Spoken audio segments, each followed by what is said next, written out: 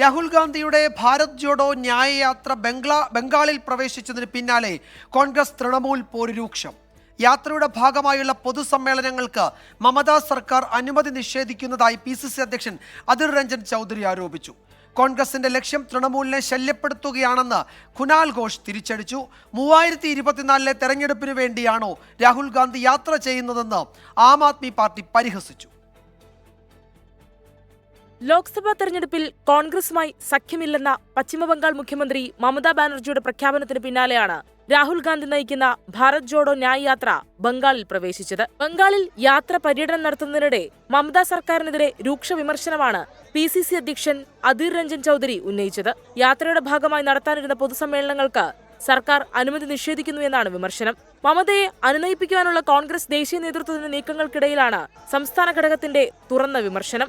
അതേസമയം അധിറിന്റെ ആരോപണത്തിന് മറുപടിയുമായി തൃണമൂൽ കോൺഗ്രസ് നേതാക്കൾ രംഗത്തെത്തി. ബംഗാളിലൂടെ യാത്ര കടന്നുപോകുന്നതിന് അനുമതിയുടെ പ്രശ്നങ്ങളില്ല. കോൺഗ്രസിന്റെ ലക്ഷ്യം തൃണമൂലിനെ ശല്യപ്പെടുത്തുകയാണെന്നും തൃണമൂൽ വക്താവ് കുനാൽ ഘോഷ് ആരോപിച്ചു. ഭാരത് ജോഡോ ന്യായ് യാത്രയെ പരിഹസിച്ച് ആം ആദ്മി പാർട്ടിയും രംഗത്തെത്തി. രാഹുൽ ഗാന്ധി നടത്തുന്നത് വിനോദയാത്രയാണെന്നും യാത്രയിലൂടെ സ്നേഹത്തിന്റെ കട തുറക്കലല്ല, പ്രതിപക്ഷത്തിന്റെ അന്ത്യമാണ് സംഭവിക്കുന്നതെന്ന് ആം ആദ്മി MLA നരേഷ് ബല്യാൺ എക്സിൽ പ്രതികരിച്ചു. പ്രതികരണം ചർച്ചയായതോടെ MLA പോസ്റ്റ് നീക്കം ചെയ്തു. 24 ഡൽഹി.